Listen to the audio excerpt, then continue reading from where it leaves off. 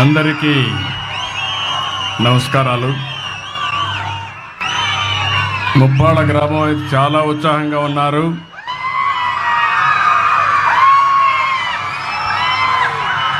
అయితే మీ ఉత్సాహం చూస్తూ ఉంటే నాకు అనిపిస్తుంది, నేను ఎంత చేసినా అది తక్కువే అవుతుంది. మీ ఉత్సాహం చూస్తూ ఉంటే, మీ అభిమానం చూస్తూ ఉంటే. ఎప్పటికప్పుడు తెలుగుదేశం పార్టీ ఒక వినూత్నమైన కార్యక్రమాలతో ముందుకు వస్తూ ఉంటాం. ఈరోజు మీరు ఒక్కసారి చూస్తే, ఈరోజు బాబు జగజ్జీవన్ రామ్ జయంతి, ఒక మహనీయుడి యొక్క జయంతి. ఏప్రిల్ నెలలో ముగ్గురు పుట్టారు. ఒకరు బాబు జగజ్జీవన్ రామ్ గారు, రెండోది రాజ్యాంగాన్ని రాసినటువంటి అంబేద్కర్ గారు, మూడోది మహాత్మా పూలే గారు. ఈ ముగ్గురు కూడా ఒక సామాజిక మార్పుకు శ్రీకారం చుట్టినటువంటి చరిత్ర పురుషులు. అందుకనే ఈరోజు నేను ఇక్కడికి రావడం నా అదృష్టంగా భావిస్తున్నా. ఇప్పుడే మీరు చూశారు, నేను ఒక ఇంటికి పోయాను. ఒక ఎస్సీ కుటుంబం ఇంటికి పోయి జగజ్జీవన్ రామ్ స్ఫూర్తితో ఆ కుటుంబాలని ఏ విధంగా ఆర్థికంగా, రాజకీయంగా, సామాజికంగా పైకి తేవాలనో సంకల్పం చేయడానికి ఆ ఇంటికి వెళ్ళానని చెప్పి కూడా నేను మీకు తెలియజేస్తున్నా. ఈరోజు నేను ఎప్పుడు కూడా కొత్త కొత్త ఆలోచనలు వస్తూ ఉంటాను. కొంతమందికి అర్థం కావు, కొంతమందికి అర్థం అవుతూ ఉంటాయి. అర్థమైన వాళ్ళు బాగుపడతారు, అర్థం చేసుకున్న వాళ్ళు బాగుపడతారు. అర్థం చేసుకోలేని వాళ్ళు భవిష్యత్తులో నష్టపోయామని బాధపడుతూ ఉంటారు. ఆ రోజు నేను సెల్ ఫోన్ గురించి మాట్లాడాను. ఈరోజు ఎక్కడికి పోయినా కూడా సెల్ ఫోన్ అయితే అందరికీ అత్యవసర వస్తువు అయిపోయింది. అదే సమయంలో మీరు ఒక్కసారి చూస్తే, నేను ఆ రోజు అనేక విషయాల్లో డాక్రా సంఘాలు పెట్టాను. ఈరోజు డాక్రా సంఘాలు మీరు చూస్తే, ఏ రాజకీయ పార్టీ అయినా ఆ డాక్రా సంఘాలు లేకపోతే వాళ్ళు ఏమాత్రం కూడా ముందుకు పోలేని పరిస్థితికి వచ్చారు. నేను ఎప్పుడో 25 ఏళ్ళు 30 ఏళ్లకు మునిపే మా ఆడబిడ్డలు కష్టపడుతున్నారు, వంట చేయడం సులభంగా చేయాలని కట్టెల పొయ్యిలో కాకుండా దర్జాగా గ్యాస్ ఉపయోగించేయాలని భారతదేశంలో మొట్టమొదటిసారిగా దీపం పెట్టిన పార్టీ తెలుగుదేశం పార్టీ. ఇప్పుడు రేట్లు పెరిగాయంటే మళ్ళీ ఆలోచించాను. అందుకే 3 సిలిండర్లు ఉచితంగా ఇస్తున్నా. ఇప్పుడే ఒక ఇంటికి పోయాను. కట్టెల పొయ్యి అయితే చాలా కష్టమయ్యేది నాకు వంట చేయడం. గ్యాస్ కాబట్టి గ్యాస్ వెలిగించాం, కాఫీ పెట్టాం. నేను వాళ్ళకి కాఫీ ఇచ్చి నేను కూడా కాఫీ తాగి ఇక్కడికి వచ్చాను. ఇది మనందరిలో ఆలోచన విధానాల్లో మార్పు రావాలి. అందరం సమానం, అందరికీ సమాన అవకాశాలు ఇవ్వాలి. కొంతమంది సమాజంలో కొన్ని అవకాశాలు అందిపుచ్చుకొని పైకి వచ్చారు. మనతో పుట్టిన వాళ్ళు చాలామంది ఇంకా పేదరికంలో ఉన్నారు. ఇంకా కనీస స్టాండర్డ్స్, జీవన ప్రమాణాలు కనీసం లేకుండా బాధపడే పరిస్థితికి వచ్చారు. నేను అందుకనే ఈరోజు వచ్చింది ఒక వినూత్నమైన కార్యక్రమంతో మేము ముందుకు వచ్చాను. నేను ఇక్కడ 2 విధాలుగా మీరు చూస్తే, ఒకటి బంగారు కుటుంబాలు. ఇప్పుడే కలెక్టర్ గారు చెప్పారు, దగ్గర 41 మంది ఈ గ్రామంలో అందరికంటే తక్కువ ఆదాయం వచ్చే కుటుంబాలు. అంటే ఇవంతా కూడా 20 లక్షల కుటుంబాలని రాష్ట్రంలో ఎంపిక చేశాం. మీ ఊర్లో 41 చేశాం. అదే సమయంలో నేను ఆలోచించిన విధానం, అట్టడుగు నుండే 20%, పైనుండే 10%. ఈరోజు ఇక్కడ కూర్చున్న వాళ్ళు కొంతమంది మార్గదర్శులు ఉన్నారు. ఇప్పుడే మనోజ్ గారు అయితే అక్కడికి వచ్చినప్పుడు చూశాను. ఈరోజు వీళ్ళందరూ కూడా ఇక్కడ కూడా ఒక 5 మంది వచ్చారు. వీళ్ళకి సమాజం ఒక అవకాశం ఇచ్చింది, అందిపుచ్చుకున్నారు. ఈరోజు పారిశ్రామికవేత్తలుగా లేకుంటే మెరుగైన జీవన ప్రమాణాలతో ముందుకు పోయే పరిస్థితికి వచ్చారు. నేను ఒకప్పుడు జన్మభూమి పిలిపించాను, మీరందరూ స్పందించారు. ప్రపంచంలో ఉండే వాళ్ళందరూ వచ్చి జన్మభూమి పిలుస్తుంది రా, కదిలి రా అంటే గ్రామానికి వచ్చి ఎన్నో కార్యక్రమాలు చేశారు. స్కూల్ బిల్డింగ్లు కట్టారు, రోడ్లు వేశారు, శ్మశానాలు కట్టించారు, అనేక కార్యక్రమాలు చేశారు. ఈరోజు నేను ఇచ్చే పిలుపు, ఎవరైతే సమాజంలో ఆర్థికంగా పైకొచ్చారో, తెలివితేటలున్నాయో అలాంటి మీరు తిరిగి సమాజానికి ఇవ్వాలి. ఆ రోజు సమాజానికి ఇమ్మని కోరాను. ఇప్పుడు మీతో పుట్టిన వ్యక్తుల్ని పైకి తీసుకొచ్చే బాధ్యత మీకు అప్పచెప్తున్నానని చెప్పి కూడా నేను మీకు తెలియజేస్తున్నా. ఆర్థిక సంస్కరణలు వచ్చాయి. నేనే దీనికి కూడా ఆ రోజు భారతదేశంలో పివి నరసింహారావు గారు ఆర్థిక సంస్కరణలు తీసుకొస్తే సెకండ్ జనరేషన్ రిఫార్మ్స్కి నేనే శ్రీకారం చుట్టాను. ఈరోజు మీరు చూస్తే బ్రహ్మాండమైన రోడ్లు వచ్చాయి. ఒకప్పుడు హైదరాబాద్ విజయవాడ రోడ్డు చూసేవాళ్ళం. ఈరోజు బాగా రోడ్డు ఉందంటే దానికి కారణం పీపీపీ విధానం, అంటే పబ్లిక్ ప్రైవేట్ పార్ట్నర్షిప్. ఈరోజు బ్రహ్మాండంగా మీరు సెల్ ఫోన్లో మాట్లాడుతున్నారంటే ప్రభుత్వం పెట్టిన సెల్ ఫోన్లు కాదు, ప్రభుత్వానికి కూడా ఆదాయం వస్తుంది ఈ సెల్ ఫోన్ల వల్ల. ప్రైవేట్ వ్యక్తులు సర్వీస్ ఇస్తారు, దానివల్ల వాళ్ళకు లాభాలు వస్తున్నాయి, మీకు మెరుగైన సేవలు అందుతున్నాయి. కరెంటు విషయంలో కానీ అనేక విషయాల్లో, కాలేజీల విషయంలో కానీ చాలామంది ముందుకొచ్చి ఎన్ని పోయారు. కానీ ఈరోజు పీపీపీ విధానంలో ఫ్యాక్టరీ పెట్టినా వాళ్ళు పైకి వచ్చారు, తప్పులేదు.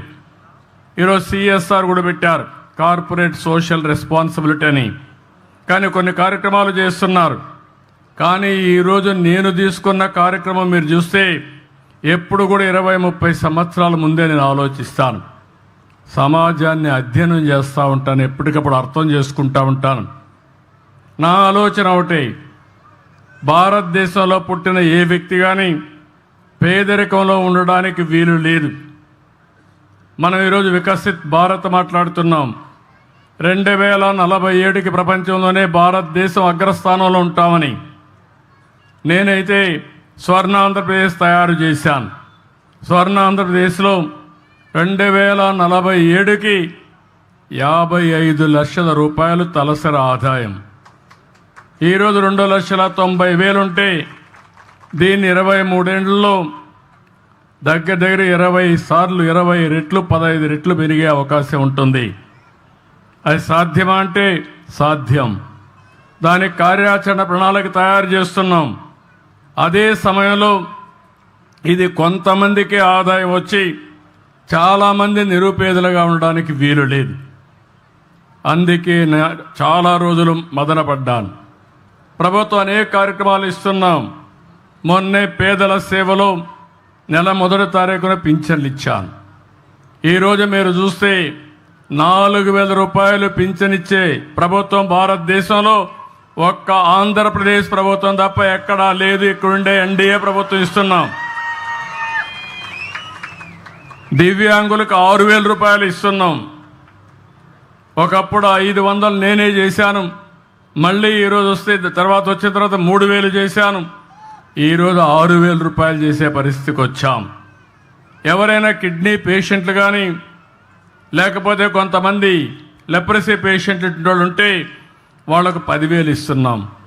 బెడ్కి పరిమితమైనటువంటి వ్యక్తులకి కుటుంబ సభ్యుల్ని కొంతవరకు ఆదుకోవాలని 15,000 రూపాయలు ఇస్తున్నాం. మీరు చరిత్రలో ఎప్పుడన్నా ఎవ్వరు ఈ మారిగా ఇచ్చింది లేదు. మానవతా దృక్పథంతో పనిచేసే ప్రభుత్వం ఈ ఎన్డీఏ ప్రభుత్వం అని చెప్పి మరొక్కసారి మీ అందరికీ విజ్ఞప్తి చేస్తున్నా. అదే సమయంలో మీరు ఒకసారి ఆలోచిస్తే 33,000 కోట్ల రూపాయలు డీబీటీ ద్వారా నెలవారీగా మీకు డబ్బులు పంపిస్తున్నా. ఇవి కాకుండా అన్నా క్యాంటీన్ ఉంది. ఇది కాకుండా రేపే డిఎస్సి పెడుతున్నాం. ఇవి కాకుండా ఎస్సీలకు, ఎస్టీలకు, బీసీలకు, మైనారిటీ సోదరులకి అనేక కార్యక్రమాలని లోన్స్ ఇవ్వడం, స్వయం ఉపాధి కల్పించడం అనేక కార్యక్రమాలు చేస్తున్నాం. దీపం 2 ఇచ్చాం. రేపు మే నెలలో మళ్ళీ అందరికీ చెప్తున్నా, తల్లికి వందనం కింద ఎంతమంది పిల్లలుంటే అంతమంది పిల్లలకి ఇస్తాం. ఇప్పుడిప్పుడే జనాభా తగ్గిపోతూ ఉంది. కనీసం ఒక కప్పులు ఎవరైతే భార్యాభర్త ఉన్నారో 2 పిల్లల కంటే తక్కువ కాకుండా 3 కంటే సంతోషం. కనీసం 2 ఉండాలి. లేకపోతే జనాభా తగ్గిపోతే ముసలివాళ్ళ సంఖ్య పెరిగితే ఈరోజు అభివృద్ధి చెందిన దేశాల్లో జనాభా లేకుండా అవస్థపడే పరిస్థితికి వచ్చారు. ఆ పరిస్థితి మన దేశానికి రాకూడదు అనేది నా ఆకాంక్ష. దానికి కూడా మీ సెక్రటరీ ఏం ఎక్సర్సైజ్ చేశారో తెలియదు, ఈ ఊర్లో కలెక్టర్ గారు ఏం ఎక్సర్సైజ్ చేశారో తెలియదు. వీళ్ళు కూడా రీఓరియంట్ చేయాలి. వాళ్ళు కూడా అభివృద్ధి మాట్లాడుతున్నారు తప్ప భవిష్యత్తు గురించి ఆలోచించే పరిస్థితులు లేరు. అదే సమయంలో అన్నదాత కింద రైతుకి ఇవ్వాల్సిన డబ్బులు కూడా 20,000 రూపాయలు ఇస్తా అన్నాం. కేంద్రం 6,000 రూపాయలు ఇస్తుంది. రాష్ట్ర ప్రభుత్వం 3 విడతల్లో 14,000 రూపాయలు ఇచ్చే బాధ్యత ఈ ప్రభుత్వానికి. ఇది కాకుండా మత్స్యకారులకు కూడా 20,000 చొప్పున జీవనోపాధి కోసం వాళ్ళకు కూడా డబ్బులు ఇస్తాం. అయితే ఆర్థిక వ్యవస్థ చాలా ఇబ్బందికరంగా ఉంది. ఇంకా డబ్బులు లేవు. 10 లక్షల రూపాయలు అప్పు చేసి వెళ్ళిపోయారు. అప్పు ఇచ్చేవాళ్ళు కూడా కనపడడం లేదు.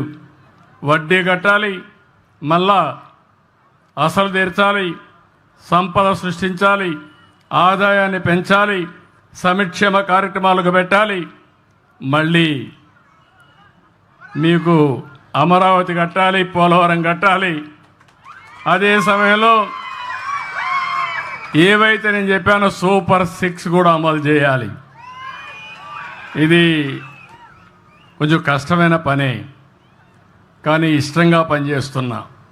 కష్టమైన పని కూడా ఇష్టంగా పనిచేస్తే తప్పకుండా పరిష్కారం అవుతుంది, చేయగలుగుతామనే ధీమా నాకుందని చెప్పి కూడా నేను మీకు తెలియజేస్తున్నా.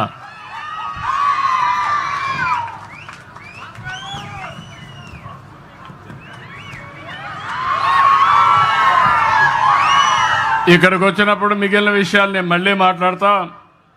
ఇక్కడికి వచ్చినప్పుడు ఈ ఊర్లో 1073 కుటుంబాలు ఉన్నాయి. నేను ఒక విషయం మీకు చెప్పాను. ఇక్కడ మార్గదర్శులు ఉన్నారు. ఇంకొక పక్క 41 బంగారు కుటుంబాలు, ఒక 5 మంది మార్గదర్శులు ఉన్నారు. వాళ్ళు మాట్లాడిస్తాను. నా ఉద్దేశం ఒకటే, ఇంటికి కావలసిన అవసరాలు తీర్చే బాధ్యత నాది, గ్రామానికి కావాల్సిన అవసరాలు తీర్చే బాధ్యత నాది.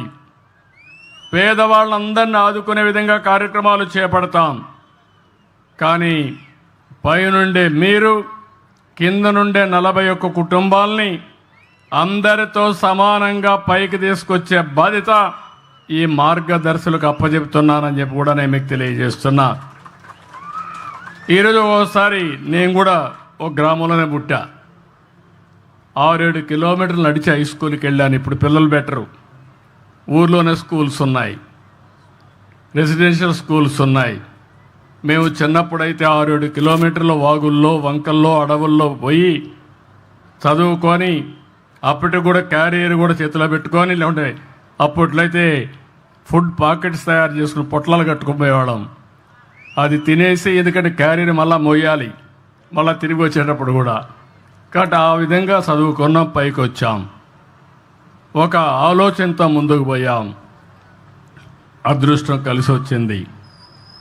ఈరోజు మీరు చూస్తే ఎవరికి దక్కని ఆంధ్ర రాష్ట్రంలో నాకు ఈ అదృష్టం కలిసి వచ్చిందంటే నా పూర్వజన్మ సుకృతంగా భావిస్తున్నా. మీకు సేవ చేసే అవకాశం రావడం. అయితే నేను ఆ రోజు కొన్ని పబ్లిక్ పాలసీస్లో మీరు ఒక్కసారి గుర్తుపెట్టుకోవాల్సింది, ఒక నాయకుడు దూరదృష్టితో ఆలోచిస్తే ఆ జాతి బాగుపడుతుంది. ఒక నాయకుడు విధ్వంసంతో, అస్వదృష్టితో ఆలోచిస్తే ఆ రాష్ట్రం సర్వనాశనం అయిపోతుంది. అందుకే నేను 25 సంవత్సరాల కంటే ముందు ఇదే మార్గం మీటింగులో చెప్పేవాడిని. ఆ రోజు 2 విషయాలు ఎక్కువ మాట్లాడేవాడిని. ఒకటి కుటుంబ నియంత్రణ అని చెప్పేవాడిని. నా మాట నమ్మారు, జనాభా నియంత్రించారు. 2 పిల్లలంటే 2 పిల్లలకే పరిమితం అయ్యారు. తర్వాత డబ్బులు వచ్చే కొందికి ఇద్దరు కూడా వద్దని ఒకరికి వచ్చారు. కొంతమంది ఒక్కరు కూడా వద్దు, హ్యాపీగా ఉంటాం, డబుల్ ఇన్కమ్, నో కిడ్స్, లెటర్స్ ఎంజాయ్ అనే పరిస్థితికి వచ్చేసారు. ఇది మరీ ప్రమాదమైన పరిస్థితి ఇది. అందుకే ఇప్పుడు మళ్ళీ ప్రారంభించాను, నేనే ముఖ్యమంత్రిగా మళ్ళీ ప్రారంభించానంటే మీరు అర్థం చేసుకోవాలి. జనాభా తగ్గిపోతూ ఉంది. 2.1 ఉండాలి. అంటే ఒక కపుల్ జీవితకాలంలో 2 కంటే ఎక్కువ జన్మనివ్వాలి. అప్పుడే జనాభా కంటిన్యూ అవుతుంది. అంటే 2 వరకు చనిపోతూ ఉంటారు. కానీ ఈరోజు వచ్చింది ఆంధ్ర రాష్ట్రం 1.5, 1.6కు పడిపోయాం. దీనివల్ల జనాభా తగ్గే పరిస్థితి వస్తూ ఉంది. మీ ఊర్లో రేపు రాబోయే రోజు 2035కి జనాభా పెరగదు, ఇదే మరిగా తగ్గిపోతుంది. కడాన పిల్లలు ఉండరు ఊర్లో, అంతా ముసలోళ్ళే ఉంటారు. తర్వాత ఊర్లే ఉండవు, అందరూ చనిపోతే ఊరే ఉంటుంది, వేరే ఊరే అయిపోతుంది. అలాంటి పరిస్థితి రాకూడదని నేను ఆలోచిస్తున్నా. ఎప్పటికీ చరిత్రలో ముప్పాళ్ళ గ్రామం ఉండాలంటే మీరందరూ కూడా జనాభా నియంత్రణ చేసుకుంటే తప్ప సాధ్యం కాదని చెప్పి నేను మీకు తెలియజేస్తున్నా. ఒకప్పుడు మనం చూసేవాళ్ళం, ఎవరికైనా పిల్లలు లేకపోతే ఆ మహిళని కొంచెం చిన్న చూపు చూసేవారు, భార్యాభర్తలిద్దరిని కూడా చిన్న చూపు చూసేవాళ్ళు.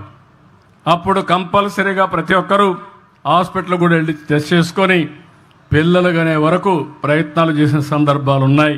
ఈ విషయాలు మీరు గుర్తుపెట్టుకోవాలి. అది మనం చేయాల్సిన బాధ్యత మన మీద ఉంది. రెండో విషయం, ఆ రోజు నేను ఐటీ గురించి మాట్లాడాను. ఈరోజు మిమ్మల్ని అందరిని చూస్తే నేను గర్వపడుతున్నా. ఎన్నో ఏళ్ళు కాదు, 25 సంవత్సరాలు కళ్ళు మూసుకుంటే అయిపోయింది. 25 సంవత్సరాలు హైదరాబాద్ని మీరు చూస్తే ఏ విధంగా ఉందో మీరు చూశారు. హైదరాబాద్ అది ఆ రోజు నేను చూపించినటువంటి చొరవ, నా విజన్ అది. తెలుగు జాతికి ఒక మహానగరం ఉండాలి, ఉపాధి కల్పించాలని ముందుకు పోయాం, చేశాం. కానీ అదే సమయంలో తెలుగు వారిని ప్రపంచం మొత్తం ప్రమోట్ చేశాం ఐటీలో. ఈరోజు అమెరికాలో కానీ ఆస్ట్రేలియాలో కానీ ప్రపంచంలో అంతా కూడా తెలుగువారే నెంబర్ 1 తలసరి ఆదాయం. అమెరికాలో ఉండే అమెరికన్స్ కాదు, ఇంగ్లాండ్లో ఉండే బ్రిటిష్ వాళ్ళు కాదు, ఏ దేశం వెళ్ళినా తెలుగు వాళ్ళే ఎక్కువ తలసరి ఆదాయం. దీంతో సమానంగా భారతీయులు ఉండే పరిస్థితికి వచ్చింది. అంటే మీరు గుర్తుపెట్టుకోవాల్సిన ఒకటే, తెలివితేటలున్నాయి. ఇప్పుడే నేను రెసిడెన్షియల్ స్కూల్స్కి వెళ్ళాను. 9 మంది పిల్లలు నూతన ఆవిష్కరణలు చూపించారు నాకు. వాళ్ళు హైడ్రాలిక్ లిఫ్ట్ ఎట్టుంటుంది, లేకపోతే మొబిలిటీ ఏ విధంగా తీసుకోవాలి, ఆటోమేటిక్ మొబిలిటీ ఎట్లా తీసుకోవాలి, అదేవిధంగా మిర్రర్ రిఫ్లెక్షన్స్ ఎట్లుంటాయి, అవన్నీ కూడా నూతనమైన ఆవిష్కరణలు చూపించారు.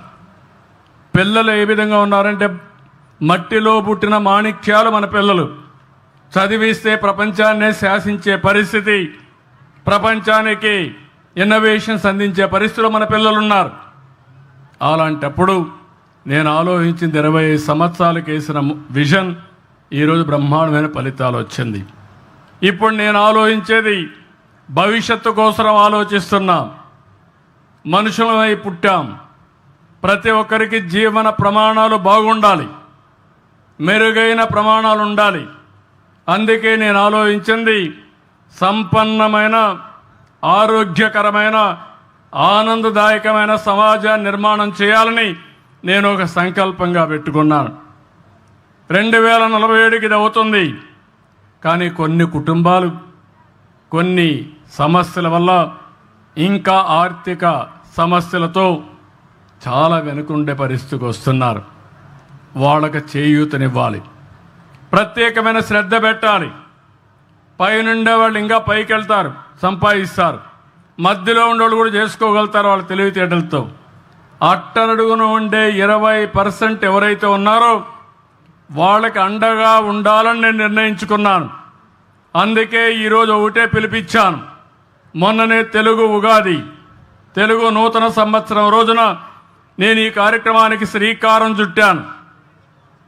అందరిని రమ్మన్నాను, దేనికోసం చేస్తున్నానని చెప్పాను. ఇప్పుడు ఏ ఊరు వచ్చినా, ఏ సచివాలయం వచ్చినా ఆ సచివాలయంలో అన్నీ కూడా ఎక్కడున్నాం, ఏమి చేస్తారు?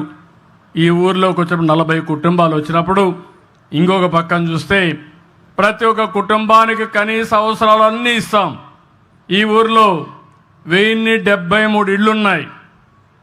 ఇండ్లు లేని వాళ్ళు 64 మంది ఉన్నారు. నేను కలెక్టర్కి ఆదేశాలు ఇస్తున్నా, 64 ఇండ్లు శాంక్షన్ చేస్తాం. ఇమీడియట్ కట్టుకోమంటాం.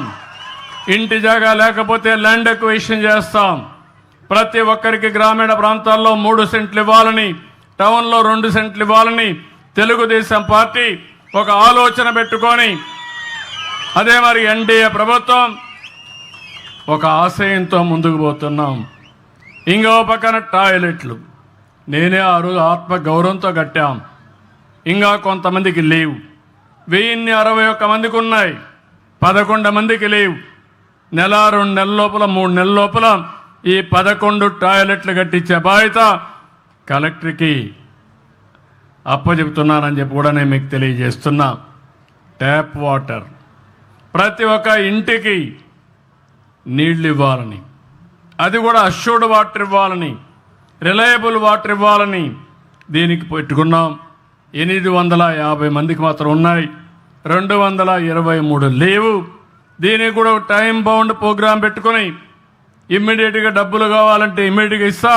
100% నీళ్లు ఇచ్చే బాధ్యత, ఇంటి దగ్గర కొళాయి ద్వారా నీళ్లు ఇచ్చే బాధ్యత ఈ ప్రభుత్వం తీసుకుంటామని చెప్పి కూడా నేను మీకు తెలియజేస్తున్నా.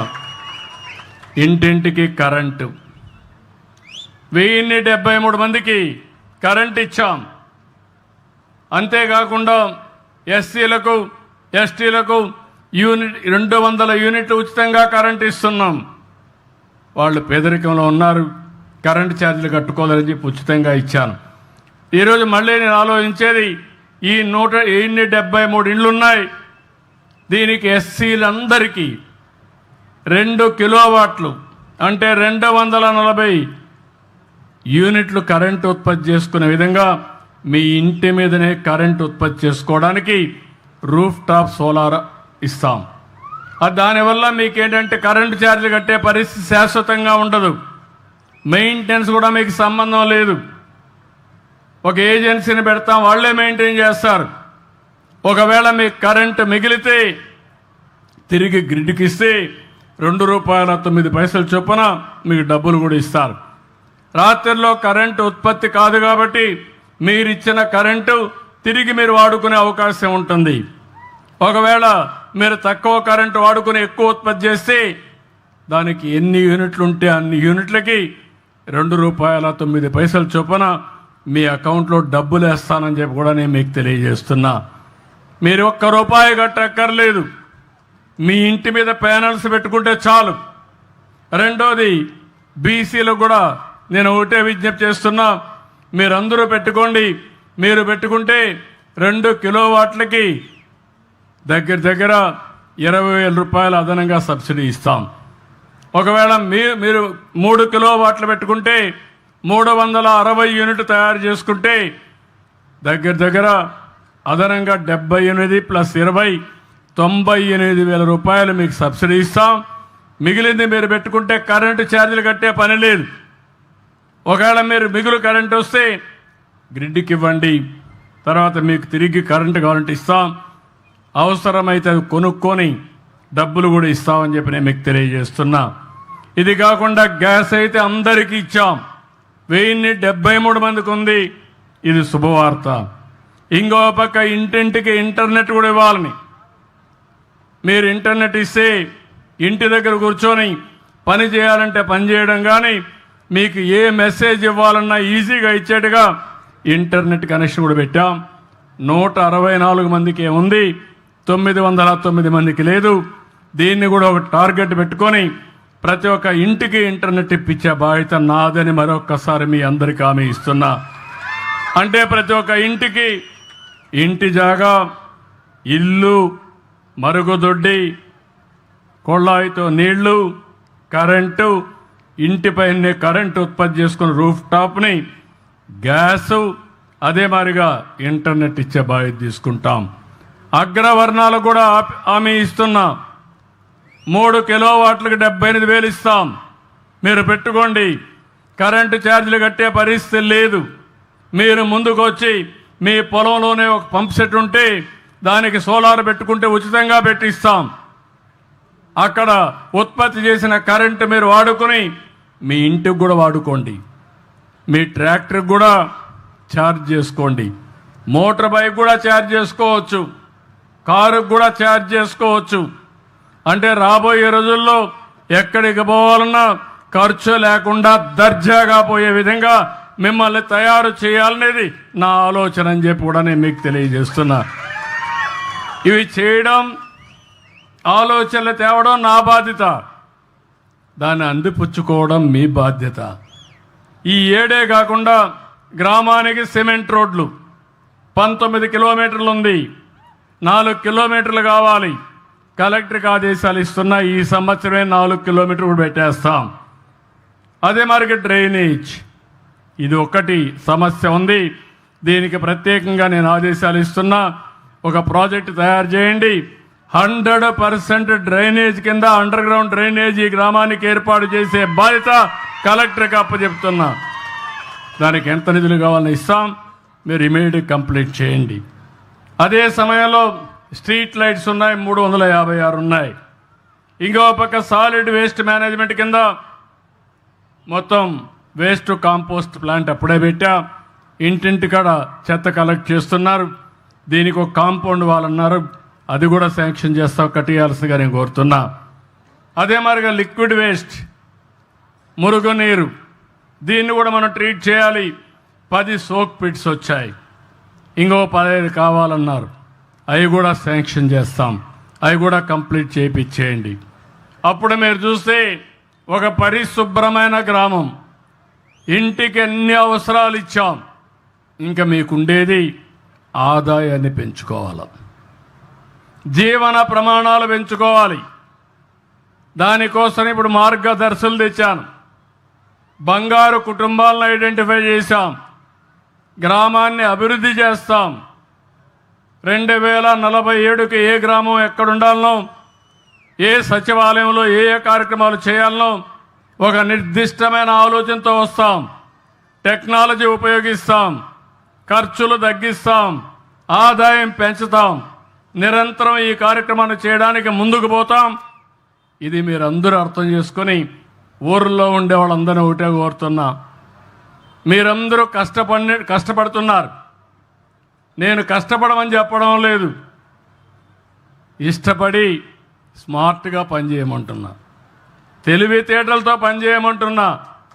ఒకప్పుడు మనం అందరం కూడా తెల్లవారుజామున 3 గంటలకు లేచి కపిల్ కోసం నీళ్లు తోడడం కోసం పోయేవాళ్ళం. అప్పుడు ట్రాక్టర్ లేకపోతే మడకలు కట్టేవాళ్ళు, నాగళ్ళు కట్టి దున్నేవాళ్ళం. ఆ రోజులు అయిపోయినాయి. ఇప్పుడు పొలం చుట్టూరు తిరిగితే ఆరోగ్యం బాగుంటుంది. మార్నింగ్ వాక్ అయితే పచ్చని పొలాల్లో మంచి గాలి పీలిస్తే మీ యొక్క లంగ్స్ ఏవి ఉన్నాయో అవి ఎక్కడ లేని శక్తి వచ్చి ఇంకా 4 రోజులు ఎక్కువ బతికే అవకాశం ఉంటుంది. ఆ రోజులు వచ్చేసాయి. ఈరోజు సెల్ ఫోన్ ఉంది, సెల్ ఫోన్ గవర్నెన్స్ తీసుకొచ్చాం. మీరు ఇక్కడ కలెక్టర్ ఉన్నాడు, కలెక్టర్ దగ్గర పోవాల్సిన పని లేదు. మీరే మెసేజ్ ఇస్తే దగ్గర 1000 సేవలు ఆన్లైన్లో ఇచ్చే బాధ్యత ఈ ప్రభుత్వం తీసుకుంటున్నాం. ఇప్పటికే 250 సేవలు ఇచ్చాం, రోజు రోజుకు పెంచుతున్నాం. ఇంకో పక్క ఎవరైనా కానీ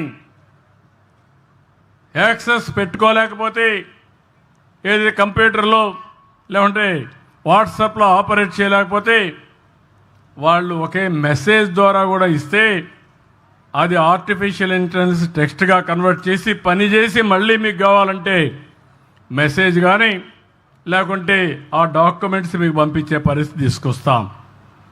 ఈరోజు అందుకని నేను చాలాసార్లు చెప్తున్నాను మీ అందరికీ, మనమందరం కూడా ఒక వినూత్నమైన సమయంలో ఉన్నాం. తెలివితేటలతో పనిచేస్తే కష్టపడవలసిన అవసరం లేదు. సంపద సృష్టించడం పెద్ద కష్టమైన పని కాదు. ఈ విషయం మీరు గుర్తుపెట్టుకోవాల్సిన అవసరం ఉంది. ఇప్పుడు ఇక్కడికి వచ్చినప్పుడు ఈ 41 కుటుంబాలను నేను ఎప్పటికీ మానిటర్ చేస్తాను. నేను మాట్లాడే లాస్ట్లో 2 నిమిషాలు మాట్లాడతాను. ఇప్పుడు ఇక్కడుండే మార్గదర్శుల్ని బంగారు కుటుంబాలకి ఏం అవసరం ఉందో వాళ్ళ దగ్గర మాట్లాడిస్తా. అదైన తర్వాత మార్గదర్శులు మాట్లాడతారు. ఇద్దరు కలిసి ఏం చేస్తారో ఒక యాక్షన్ ప్లాన్ తయారు చేస్తామని చెప్పి కూడా నేను మీకు తెలియజేసుకుంటూ, ఇప్పుడు మైక్ వచ్చి బంగారు కుటుంబాలు 40 కుటుంబాలు చేలిపైకి ఎత్తండి. ఎంతమంది? 40 బంగారు కుటుంబాలు. ఓకే, ఆ 40